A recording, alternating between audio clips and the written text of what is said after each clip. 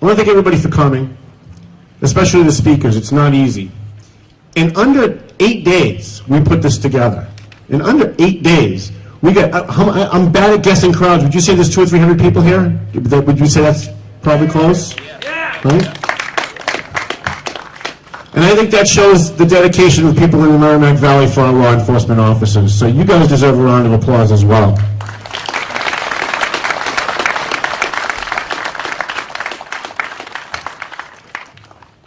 Before I give you my closing remarks, I can't tell you how many police officers called me today, nervous as all hell. Tom, we saw your video on Facebook. We saw your video on YouTube. You're not going to be controversial, are you? You've met me, right? But think about that for a minute. There's a reason I brought that up. Think about that for a minute. These guys don't only have to worry about getting shot. In fact, there was a story yesterday that there's a police officer who's in the hospital because a fast food worker saw that he was in the drive-thru and put ground-up glass in his sandwich. Okay? These officers don't just have to worry about the external threats that you would think about, getting shot or getting assaulted. They also have to worry about who's preparing their food. And the reason for that is because of the anti-police hysteria from our media. So when I was told by my at least 24 police officers that called me today and said, please don't be controversial, it was shocking to me that not only do they have to worry about all the other things, but they have to worry about being present. Not the person saying something controversial, but being present when something controversial is being said. I'll tell you what, I don't agree with our president all that often, but he said something the other day that, whether he means it or not, is true. We ask too much of our police officers. They have to worry about getting attacked by the public, getting verbally attacked in the press, getting attacked by politicians, getting attacked by so-called civil rights groups, sometimes getting attacked by their fellow officers verbally. But then they have to worry about being present when something controversial is said. Wow. Do any of you have to worry about losing your job if you just happen to be somewhere where somebody says something controversial? I don't know any other profession. I don't know any other profession where you have to worry about your job because you're there when someone else says something controversial. Think about that. I'm tired of it. This is a positive thing, and everybody encouraged me to stay positive. But we can't hide our righteous anger. I watch CNN every day because it's my job. I own a newspaper, I do media stuff, and I have to watch what all the cable channels are doing, and I'm tired of it. I'm tired of cop haters like Don Lemon every single night on television telling what I call a blood libel against our police. They tell us, think about this, our media and our public education system and our politicians tell us that labeling and stereotyping gays is wrong, and labeling and stereotyping minorities is wrong, and labeling and stereotyping any group of people is wrong. And yet day after day after day after day, we put on TV and we watch the likes of Don Lemon and Ashley Banfield and Brooke Baldwin label and stereotype our police officers day after day. And it's a conditioning, folks. They're doing it on purpose. It's not just that they have a political belief. They're doing it on purpose. They're trying to condition people who live in the inner cities that don't have positive interactions with police officers to hate them. That's reprehensible to me. There are many people responsible for the dead officers of the last 10 days. There's a lot of blame to go around. But I'll tell you who I hold mostly responsible. Don Lemon, Brooke Baldwin, Soledad O'Brien, and the rest of the crew at CNN who told a blood libel about our police officers. When Officer Darren Wilson had to shoot Michael Brown to save his own life, after being assaulted, after Michael Brown tried to grab his gun, after Michael Brown tried to end his life for simply wearing a uniform. and his friend told a lie on CNN and said that Michael Brown had his hands up and he was yelling, "Don't shoot!" And that evil bastard gunned him down anyway. Long after we found out that was a lie, and you can go on my page, you can look at this.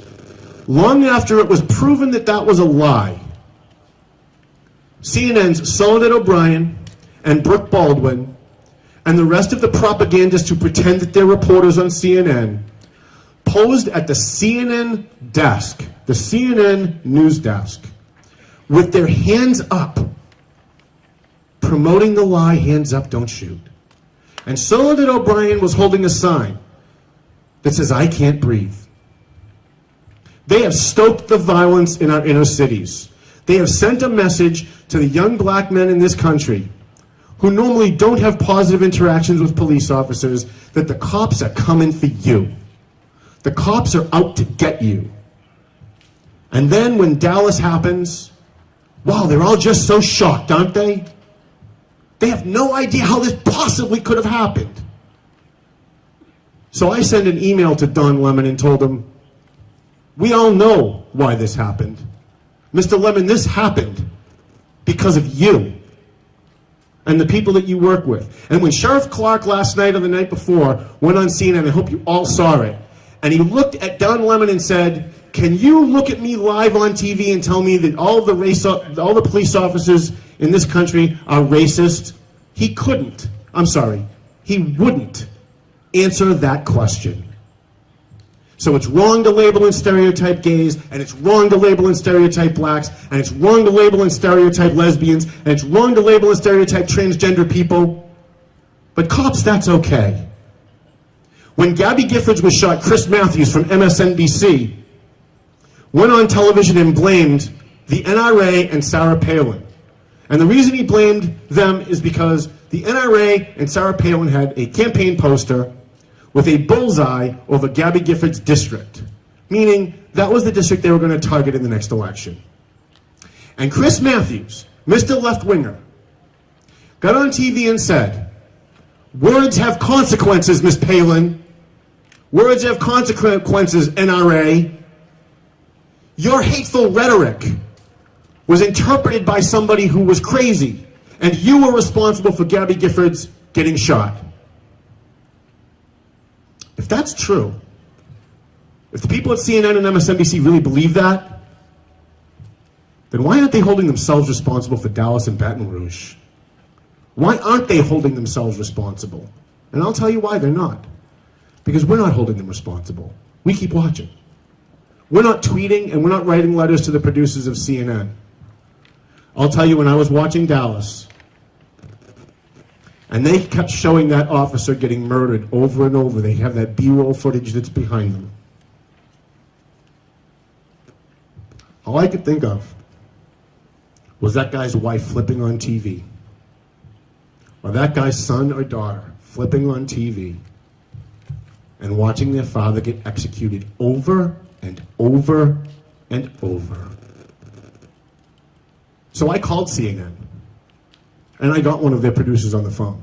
And it was 2 o'clock in the morning. I was surprised anybody even picked up.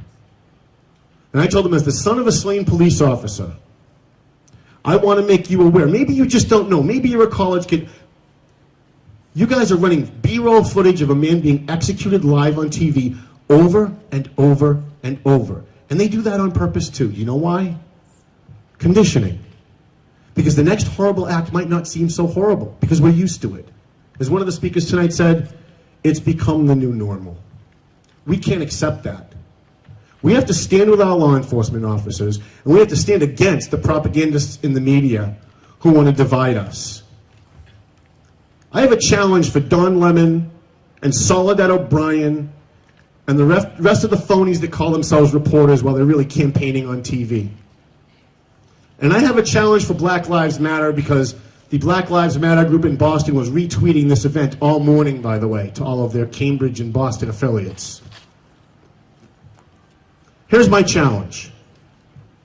You show us with your behavior that what you say you're doing is what you're really doing, trying to stop bad cops. By coming to these types of rallies and standing with us as we stand with the good cops. Because good cops, nobody hates a bad cop more than a good cop. In the last 10 to 15 years, 6 Lawrence police officers have gone to prison, at least that I know of. Do you know why those 6 police officers went to prison? Because fellow officers turned them in. The 99 turned them in. The 99 testified against them in court.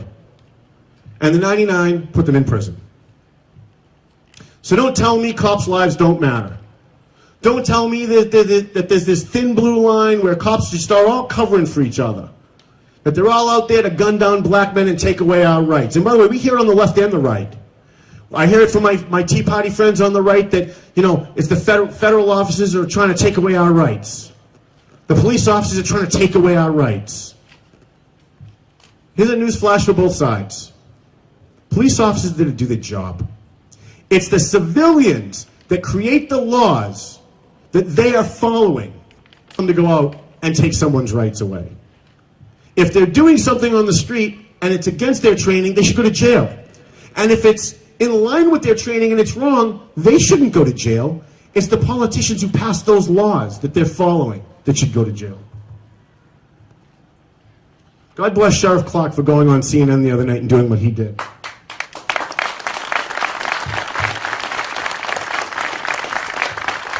I'm going to leave you with 2 more things. 5, 6 years ago, there was a gentleman, well, I wasn't a gentleman, there was a guy who had been sentenced to 3 life sentences in Massachusetts.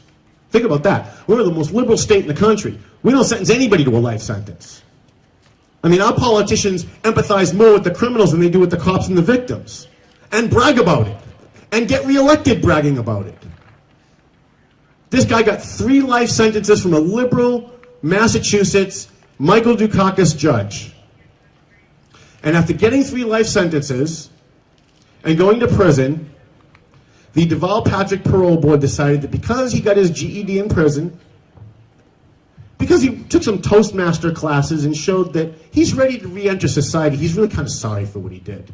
He's turning his life around. Look, he's getting his GED. They paroled this animal named Dominic Sinelli. And the day after, Patrick's parole board paroled Dominic Sinelli, he took a gun and he wiped out the life of Jack McGuire, a Woburn police officer. It didn't have to happen. These politicians, they're all here. And I'm glad they're here, especially Nikki Tsongas, our congressman.